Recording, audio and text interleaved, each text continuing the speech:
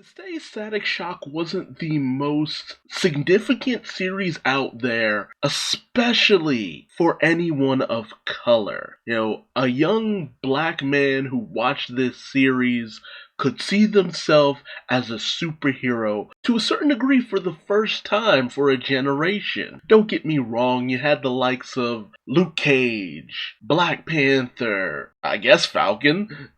At that time, Falcon's only more recently started to become a little bit more prominent. I mean, even Black Lightning had at least a little bit of showing, but Static kind of brought it in a different way. It was like making a Spider-Man that could relate to a new generation, which is funny because of how many times Marvel keeps trying to put Spider-Man back in that teenage setting. But the twist was that he related more to a different kind of teenager, a little bit more modern to a certain degree. And considering the comic book that he came from, it was a little bit more of a political landscape, with the original comic taking place during what seemed to be the LA gang wars and speaking on gang violence. There were a lot of messages in the comics, and there were a lot of messages in the show itself. Dwayne McDuffie was definitely one of my heroes, and a big reason why I tried to pursue animation, because it became this idea of, well, he could do it, why can't I? But Static didn't just appeal to one demographic. Static appealed to a wide array of demographics because he was just such a likable character. In or out of the costume, Virgil Hawking, Static, he just had this swagger about him. He seemed like a kid you would want to hang out with, that you would want to know. He was a fun guy generally overall. And the hilarious thing was, he didn't get picked on because he was just a nerd. He got picked on because he had a tendency to mouth off, especially to the wrong guy. One of which ended up being Hotstreak or Francis. Man, there was just something about that rivalry of when the Big Bang went off during this whole gang war that had Francis on one side and Virgil, who was caught up in a situation where one guy who was trying to give him some form of protection had actually given him a gun, and Virgil was like, yeah, no, threw it in the river. But then the police came in with this specialized tear gas, and Static still relates the world of today, and that rivalry between Static and Hotstreak that went beyond just in school, even when no one knew who Static was, just another superhero, they still had that rivalry, and I loved it. Honestly, Static's whole family was honestly kind of inspiring. I love Static's dad and his way of just being a bit of a hard ass, but at the same time, just generally being an amazing father because he really believed in his son. Static's older sister Sharon, who felt a lot like my older sister for some reason. She could be very loud and kind of abrasive towards her brother, but she had this caring, emotional center deep down. The situation with his mother, that flashback episode still gets me to this day because it's such a somber affair, especially when you get to the anniversary of when she died. It is such a situation. And from time to time, that emotional center of what happened to his mother pops up every now and again. I also love what they did with Richie Foley, who was originally Rick Stone in the comics, who was a situation where they were able to go into the notion of homosexuality and being gay and the struggles therein.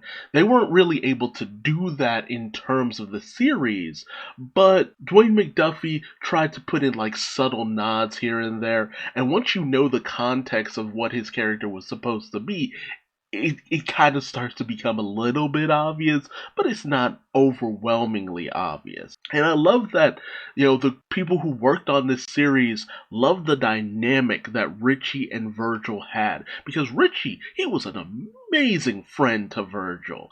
Just a ride or die kind of bro. The man in the chair, more or less. And Richie was fun. He could keep up with Virgil in certain ways that you rarely ever saw. I love the fact that, it was just such a natural friendship. And the fact that they wanted to keep their friendship going and keep Richie rooted in being in the series, even though there were times when he wasn't completely necessary, and going so far as to actually give him, powers and this high intelligence. And I loved him as Gear. It was just such a fun direction to go in terms of his character, and it was also kind of a nice way of working in the character of Hardware into the series without actually having him there too. There were a lot of characters from the Dakotaverse who never got to make it into Static, which was both a shame, but it also caused the creators to kind of branch out and go with all these different characters. And it also helped that Richie was voiced by Jason Marsden, who was Max Goof, and oh man, Max Goof was one of my favorite characters back in the day. And of course, you also had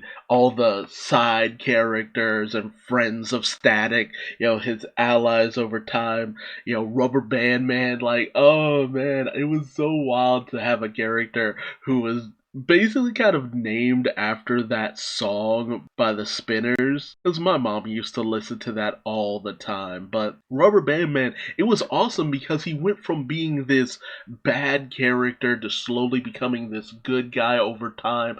His path of redemption, his involvement with Static's sister, it was nice to see that grow and evolve and develop over time.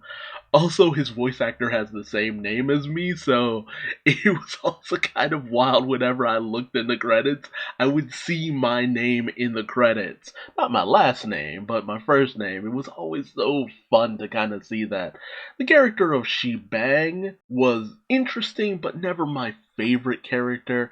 It always felt like she was just being included to be the token female character for the most part. I also love the episode where Static went to Africa and got to meet Anansi the spider. Anansi is a character who tends to be played up in a more villainous role, but making him an African superhero, honestly, I kind of wanted Anansi in the comics after I saw him because of the impact he had on Static, that he's just like, he never really got to have a black superhero to feel that was a role model for him.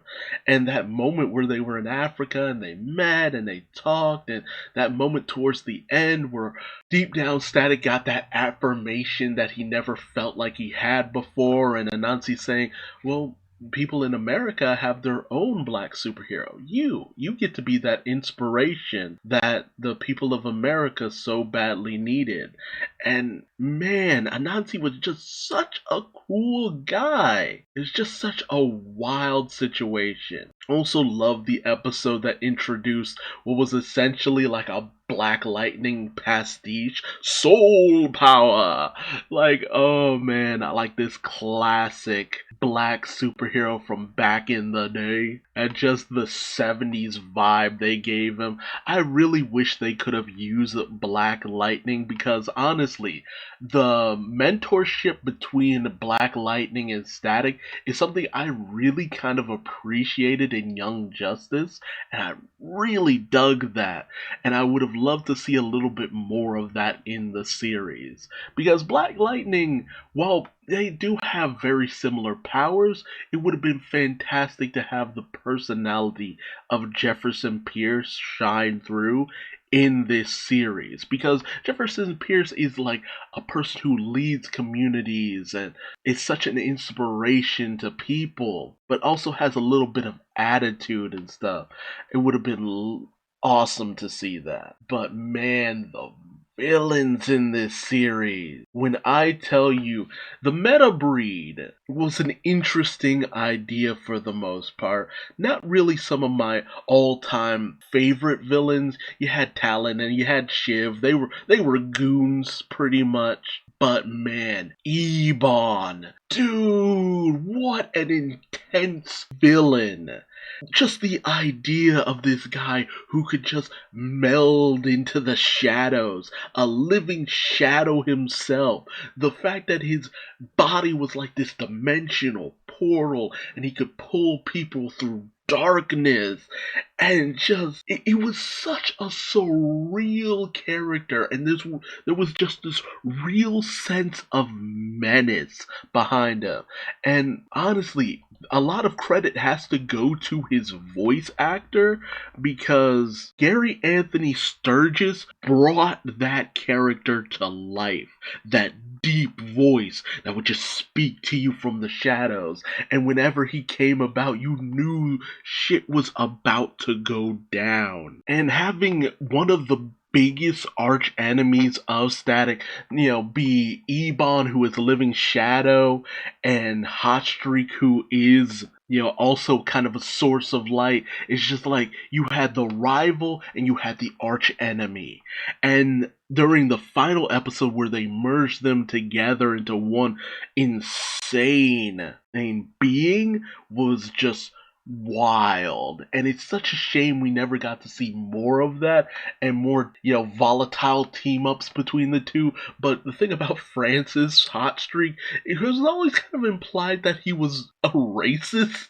It's especially more obvious in the comics, especially who he was based off of, but there was always this situation where they kind of teetered Hotstreak between kind of reforming in certain situations or staying a villain. I feel like maybe if the series had continued to go onward, there might have been a possibility of redemption for Hotstreak, because they really didn't use his character enough in the series. I really don't remember too many episodes that had Hotstreak as a primary character, and a lot of that came because of the fact that he was just a bully. He didn't really have any aspirations. He was just this force of destruction. Whereas Ebon, he wanted to have this whole revolution of bang babies and just completely take over the entirety of Dakota over time. Although honestly,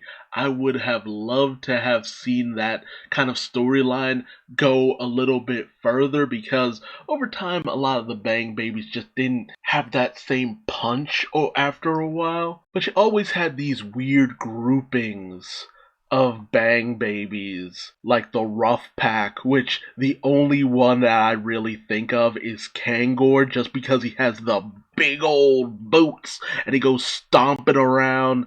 He was definitely the most prominent of the Rough Pack. There was also the Nightbreed, which was pretty cool, but you also had stuff like the situation with Edwin Alva, who was basically kind of felt like a bit of a homage to the Green Goblin, with the tragic state that his son ended up in. Like, that whole storyline with Edwin Alva was just really sad when you think about it.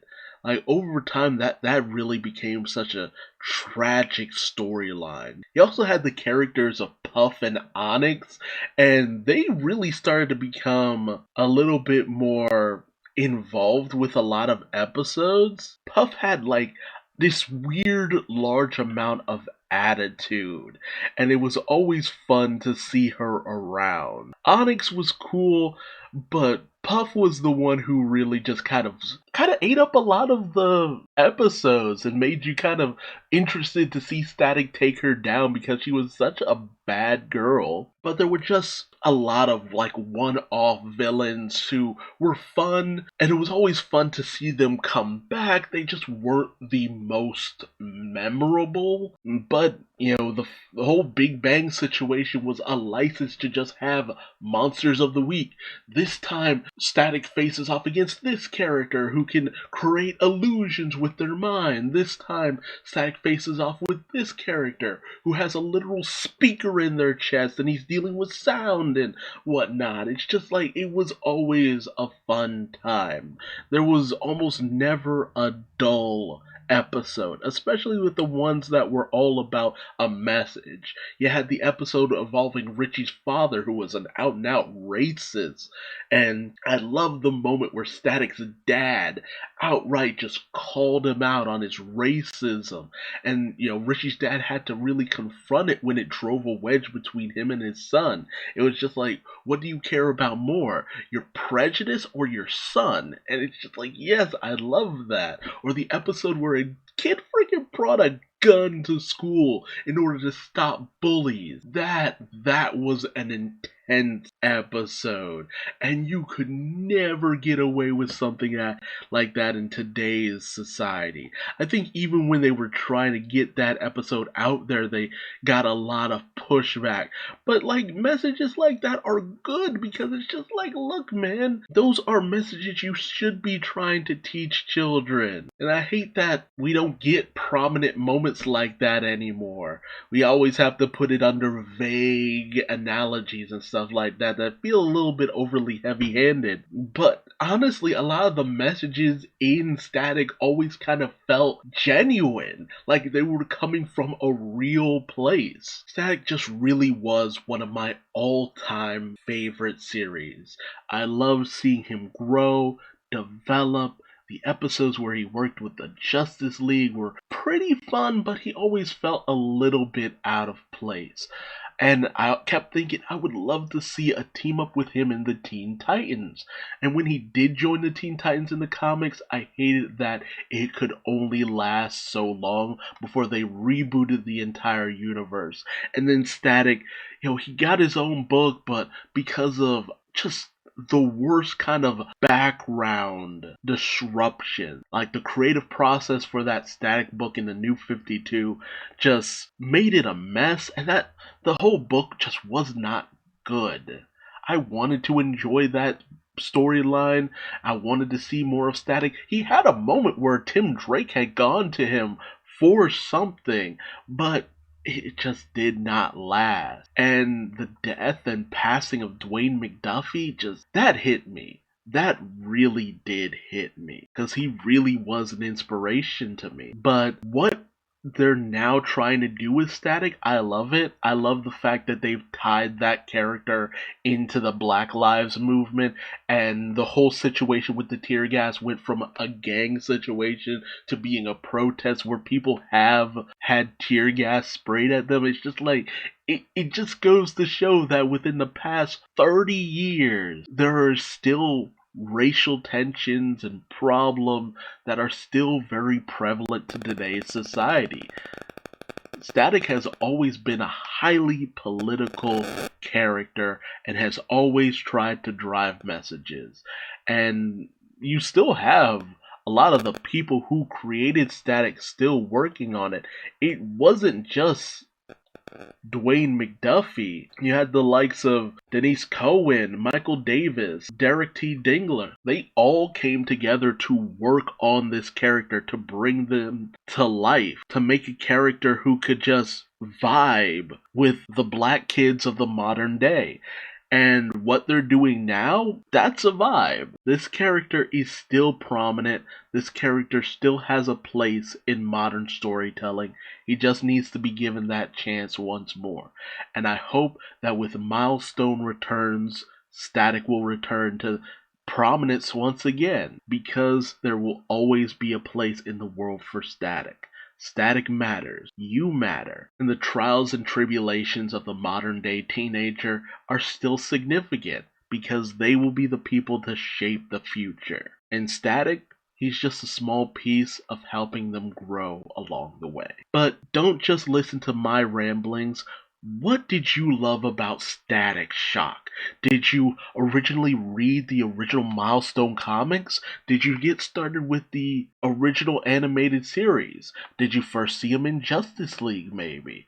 Or were you more accustomed to seeing him in Young Justice? Let me know how you discovered Static and what you love about the character and his whole universe, the Dakotaverse, in the comment section below. But until next time, I've been Duuz-Diz-Din. If you like this video, please smash that like button, hit subscribe, the bell, whatever. And I will see you later. Bye-bye.